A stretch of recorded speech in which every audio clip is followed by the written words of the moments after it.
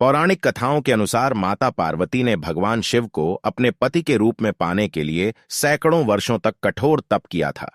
उनकी तपस्या को देखकर देवताओं ने शिव जी से देवी पार्वती की मनोकामना पूरी करने की प्रार्थना की थी। इसके बाद भोलेनाथ ने सप्तर्षियों को पार्वती जी की परीक्षा लेने के लिए भेजा। इस परीक्षा के दौरान सप्तर्षिय ने शिव जी के ढेरों अवगुणों को बताते हुए माता पार्वती से शिव जी से विवाह न करने का कहा, लेकिन पार्वती जी अपने निर्णय से टस से मस नहीं हुई।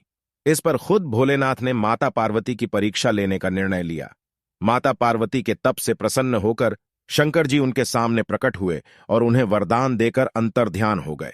कुछ क्षणों बाद ही एक मगरमच्छ ने एक लड़के को पकड़ लिया और लड़का मदद के लिए पुकारने लगा। बच्चे की आवाज सुनकर पार्वती जी नदी किनारे पहुंची और उनका मन द्रवित हो गया।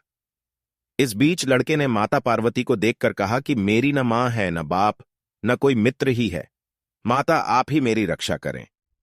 इस पर पार्वती जी ने मगरमच्छ से कहा कि ग्राह इस लड़के को छोड़ दें। इस पर मगरमच्छ ने कहा कि दिन के छठे पहर जो मुझे मिलता है उसे आहार बनाना मेरा नियम है। पार्वती जी के विनती करने पर मगरमच्छ ने लड़के को छोड़ने के बदले में पार्वती जी के तप से प्राप्त वरदान का पुण्य फल मांग लिया। इस पर पार्वती जी तैयार हो गईं। मगरमच्छ ने बालक को छोड़ दिया और तेजस्वी बन गया। अपने तप का फल दान करने के बाद पार्वती जी एक बार फिर भोलेनाथ को प्रसन्न करने के लिए तप करने बैठ गईं। इस पर भोलेनाथ दोबारा प्रकट हुए और पूछा कि तुम अब क्यों तप कर रही हो? मैंने तुम्हें पहले ही मनमांगा दान दे दिया है। इस पर पार्वती जी ने अपने तप का फल दान करने की बात कही। इस पर शिव जी प्रसन्न होकर बोले, मगरमच्छ और लड़के दोनों के स्वरूप में मैं ही था। मैं तुम्हारी परीक्षा ले रहा था कि तुम्हारा चित्त प्राणी मात्र में अपने सुख दुख का अनुभव करता है या नहीं।